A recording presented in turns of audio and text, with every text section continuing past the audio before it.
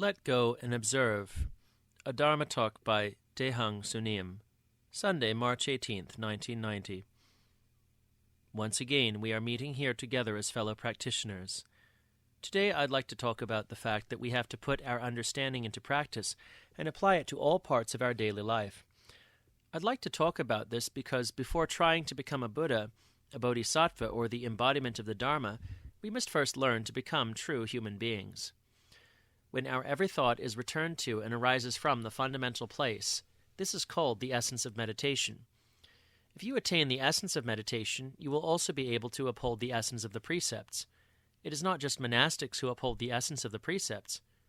As I often tell you, treat others kindly without making distinctions. See their pain as your pain, and see them as your own children, parents, and siblings. Do not see even a plant as something separate from yourself. In so doing, you will attain wisdom and become free from attachment.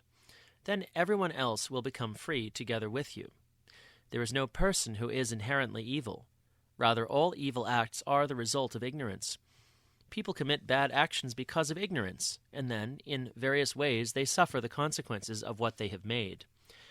As I once said, the past doesn't exist because it exists within the present, and the future doesn't exist because it hasn't come yet. Let's take the analogy of a watermelon. Where is the seed that was planted and grew into the watermelon?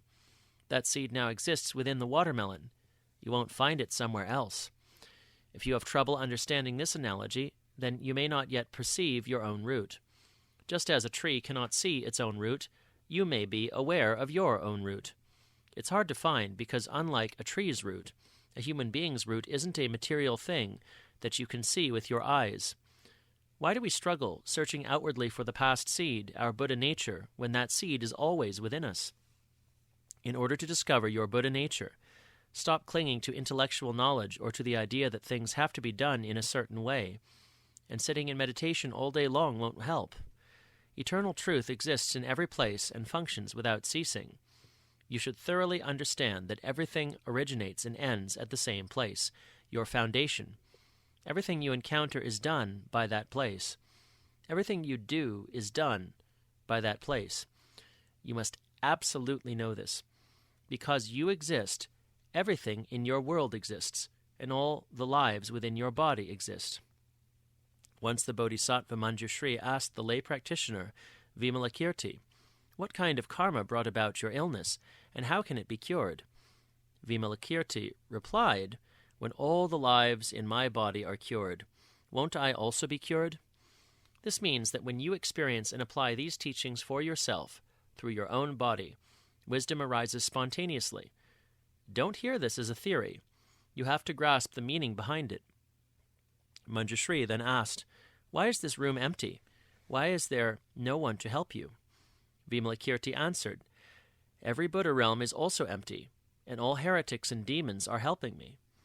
Then why is it said that things are neither empty nor existing? Because everything changes moment by moment. There is no particular identity that you can claim to be your true identity. Thus it is said that all is empty. In other words, all things are empty because, although they have an existence, they are all constantly changing. Also, all beings in both the visible and invisible realms live together, sharing and learning from each other, without distinguishing between even Buddhas and unenlightened beings. That is why Vimalakirti said that all heretics and demons were helping him. For example, there is a saying, water and mountains are not separate, so water exists as water, and the mountains exist as mountains.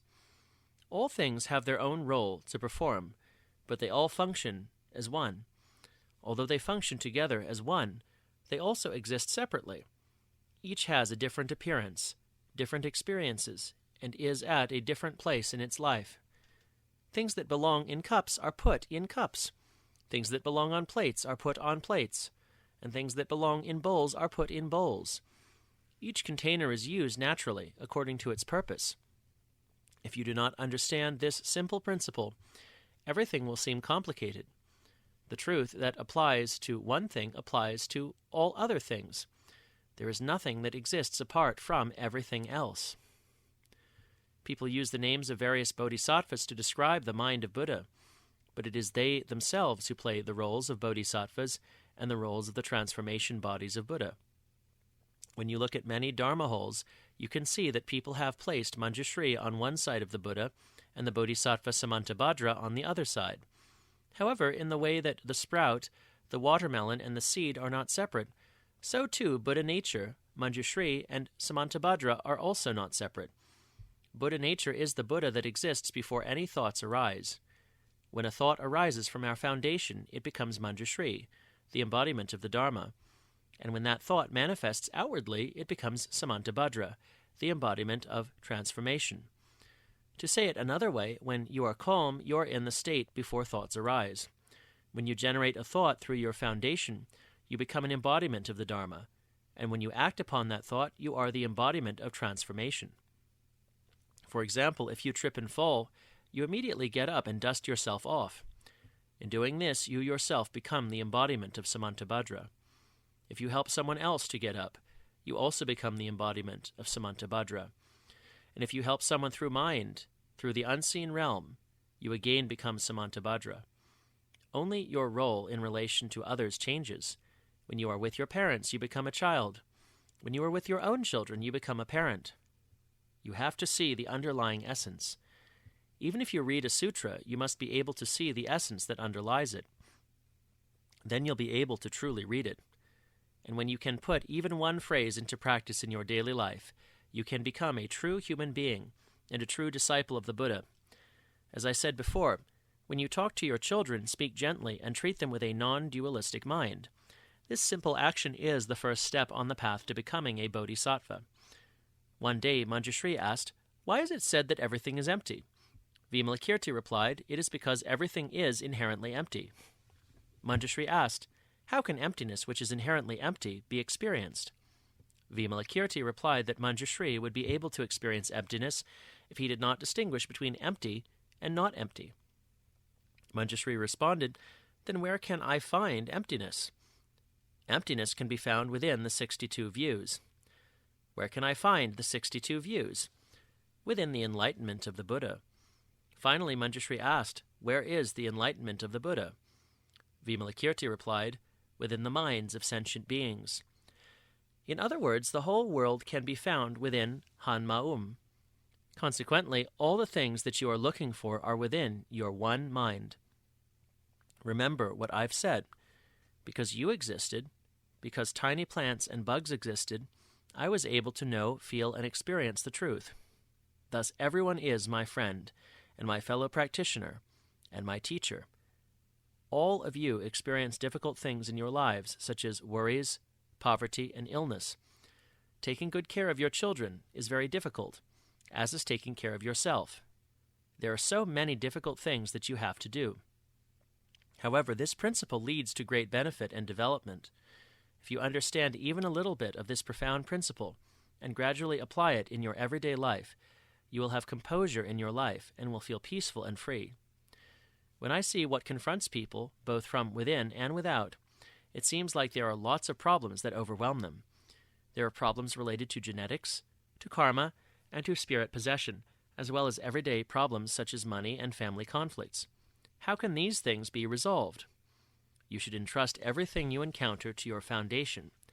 That's the only place that can truly solve your problems. Firmly entrust everything that arises to the fundamental self, Juin Gong, and keep watching. This isn't praying to something outside yourself for a certain outcome or thing. When you entrust everything with firm faith, what's the result? Karma dissolves, the habits of eons melt away, and you discover your true self. If you input everything you encounter into your foundation, it will all be taken care of automatically. For example, when someone is troubled by a mental disease, some people may hastily conclude that a spirit has taken possession of that person's mind. If you fully believe that only your inner true self, Juin Gong, can lead you, then how could anything else enter you? Even if some ghost is already within you, you must let go of the thought that it is inside you. If you cannot let go of that thought, how can that spirit leave you? Also, why do you think that the spirit or other people are different from you? Even if a spirit enters you, it's still like putting one drop of water into a bowl of water. I've said this many times, but people spend years suffering and have many difficulties in life because they don't let go of their own fixed ideas. mind has no limitations. Even if a spirit enters someone and tries to take over, we should understand that all beings are still contained within one mind, within Han Maum. Why would we consider that spirit's mind to be separate from our own mind? We can grasp this principle only when we no longer view anything as being separate from ourselves. Even if 10 spirits enter someone, that person should firmly rely on Juin Gong, saying within himself or herself, all things are one, so regardless of what happens, it's still my Juin Gong that's in charge of them. My Juin Gong is the one that can correctly guide this body. This single thought of relying on Juin Gong is more important than performing 100 ceremonies. It's the lack of wisdom that causes people to suffer. Even with money, you have to know how to handle it wisely. In fact, learning to use your money wisely is even more important than knowing how to earn it. If you don't use it wisely, your life will be a whirlwind of confusion and pain. You've never heard me tell anyone that their hardships or poverty are due to their past misdeeds, have you? This is because the difficulties people have in their lives are caused by their levels of thought. The reason you're suffering now isn't because of some bad karma that you created in the past. You're suffering because you don't know the truth. Remind yourself, even if 10 spirits are living within me, I am still the master of my life and can take care of everything. But don't just leave this as words. You have to keep sincerely trusting that Juin Gong, the master within, can take care of all these situations, ensuring that they will turn out for the best. Most people can't even begin to imagine the power of their fundamental mind, their true nature. Because mind has no limitations and is not separate from anything, mind can go and explore anywhere, even beyond the earth and universe. It is not because the mountain is too high that mind cannot pass over it, and it is not because water is too deep that mind cannot cross over it. It is not because the silver mountains and iron walls are too thick that mind does not penetrate them. It's the way you're using your mind that limits and blocks you. All directions are wide open. Let all minds now take the middle path. Let all minds learn to use both the visible and invisible realms. I have often mentioned the 5 subtle powers, the power to know past and future lives, the power to know the minds of others, the power to hear anything, the power to go anywhere, and the power to see anything. However, there is nothing extraordinary about these abilities because each of you has them within yourself. You just don't recognize them. Also, there are many machines these days that function like those powers, such as radios, airplanes, computers, and telescopes. One example of these types of machines is radar systems. There are many different components, each of which is performing its own role while working as part of the whole. The 5 subtle powers are also like this. If Nu-Jin, the state where one is free of all the things that cause suffering, is the whole radar system, then the 5 subtle powers are like the different machines that are attached to the system. However, unlike a machine, the vast and profound abilities of a human being function automatically, according to the thoughts we give rise to. All of these are able to function because of this pillar of mind that we all have. Although it doesn't move, it enables everything to manifest and function. Thus, how things go depends upon our thoughts. For example, a broad and generous mind is like a lubricant. It allows everything to move smoothly. Whereas a narrow mind is like rust. It inhibits movement and prevents the system from functioning well. Thus, it's possible for the things in your life to go smoothly and freely, but for this to happen, you have to put everything you encounter into your foundation. Yet when I say entrust everything to your own foundation, people keep asking me why and how, without making an effort to try and do this. Even when things go well, you should still let go of all those to your fundamental mind. With gratitude, if things aren't going the way you intended, you should entrust those matters to your fundamental mind with the thought, it is you, Juin Gong, who makes things turn out well, and it is also you who causes things to not go the way I want. You're the one that can take care of everything. Entrust all the situations in your life like this. Once something is input, it functions automatically according to how you've input it. All of the bad things, the good things, the foolish things, and the intelligent things you've done are automatically input and will eventually return to you. Yet still, some people grumble that this principle is too hard to understand. The things that arise from inside your mind or that come to you from outside are all automatically recorded within you, according to how you react to them. All of us are living like this at this very moment. Don't become someone who is always dependent upon others. Instead, practice and experience this principle for yourself and live with freedom and dignity. If you thoroughly input what I'm telling you, it will arise later when you need it. However, I often feel that my words just are bouncing off and coming back to me. This is really frustrating. We use mind in such an infinite variety of ways that it is said that not even one fixed thing exists, or that everything is empty. Every single movement you make and everything you see changes continuously, just like mind. Thus, all Buddhas have always said that everything is empty. There are several expressions, such as does not exist, empty, void, and others, but you should understand that they all have the same meaning. Well, I've used a lot of examples, but the key point is that you need to view things positively and input them positively. Even though you have a bad dream, don't get caught up in worries that something awful will happen. If you keep inputting all of the negative possibilities, nothing will turn out well for you. No matter whether the sky collapses or the earth is torn to pieces, simply let go of everything with firm determination. Even though death is staring you in the face, do not worry about it. Let go of both life and death. Bodhisattvas don't even cling to life or death, so how could they be caught by anything else? Yet unenlightened beings are so attached to life and death. They view living and dying through the lens of desire and aversion. Demons and heretics indulge in such narrow views, but bodhisattvas are never swayed by those ideas. Let go of both the thoughts, I am going to die, and I don't want to die. Even if you are on the verge of dying right now, it's not a big deal. You can't die twice. Bodhisattvas see both sides of life and death contained within everything. Thus, they don't try to avoid one aspect or the other. This is why it's said, nothing is clung to, so there's nothing to let go of. I would also like to say something about cause and effect. Simply speaking, the only thing you have to worry about is just inputting things wisely. For instance, confidently raise the thought, true self, when the time comes, let me die without pain. You're the only one that can do this. When you do this, that thought is input into your foundation. You are perfectly free to use this ability, but it is your stubborn, fixed ideas that prevent you from seeing your genuine self and using this ability. Sometimes it feels like I've been talking to a wall. People don't bother to learn to practice correctly, and then come and ask me things like, which date will be auspicious to move into a new house? When they say things like this, my eyes fill with tears, and I ask myself, after all these years, does no one understand? Please, make greater efforts to break through the iron wall, to break through your own fixed ideas. Inputting is really very simple. The 5 subtle powers are related to types of energy, such as magnetic energy, light energy, and communication ability, which are infinite and latent within each of us. For example, there is a big difference between a doctor who treats a patient while understanding this truth and a doctor who doesn't know anything about it.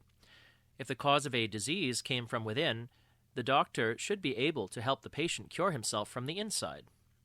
If the disease was caused by outside factors, the doctor should find them and try to cure the patient using all of his combined knowledge. For example, in the case of a person with schizophrenia, constantly remind the patient that it's his own foundation, Juin Gong, that can cure him. Teach him to keep inputting this truth. This way of treating such a patient is much better than any other kind of treatment. Mind has no hindrance. The same energy that exists outside our bodies also exists inside our bodies, and all the 4 elements, earth, water, fire, and air, function together inside our body just as they function outside of it. Regardless of whether something is big or small, they all function the same. If you must go someplace 1,000 miles away, you can go there without moving your body. We all carry such ability within ourselves. Because the world today is changing so much faster than in the past, if you live without brightening your mind, everything will be confusing, and you'll be left behind. You should think deeply about this. If the bus has already left, it doesn't matter how long you wait. The bus is gone. Thus, what you should do is take every single thing as it confronts you and entrust it to your inherent nature. Do this so that it becomes as natural as eating food when you're hungry, as natural as going to the toilet when you have to relieve yourself, and as natural as drinking water when you're thirsty. In other words, entrust everything to your foundation as it comes to you and watch what happens. If you observe carefully, you will see the manifestation of what was input. If you put something in, a response comes out. This is experimenting and experiencing. When I explain how to practice in detail like this, it sounds easy. So many people think that the process of learning is very simple, and as a result, they don't try to practice wholeheartedly. Don't let this remain mere intellectual understanding. I want you, with a sincere heart and firm belief, to regard everything as being part of yourself, to feel others' pain as your own pain, and to try to apply what you understand. Show respect and love to your parents. Be loyal to your country. Keep your promises, and don't drink to excess. If you often drink too much, you'll lose the brightness of your mind. This is bad for you, of course, but it's also very harmful to others. The reason you are told not to kill is because the life of every being in the world is the same as your life, and their pain is your pain. If you're truly aware of this, you cannot treat other beings cruelly. However, if your parents or children have been sick and eating a chicken would help them, then let's say you buy a chicken and thereby indirectly kill it. While you are doing that, entrust the whole action to your Juin Gong, wholeheartedly trusting that you and the chicken are not separate. Then, even though it can be called killing, it's no longer truly killing. Because you have combined the chicken's mind as one with your mind, and input this togetherness into your foundation, only its body falls away. All you've done is remove its ignorance. Even so, do not recklessly kill or eat anything you like. Not every killing can be justified. Cruel, deliberate killing is much worse. Let me tell you a story. Long ago there was a Sunim who lived with his teacher in a small, run-down temple deep in the mountains. One day the teacher became very ill.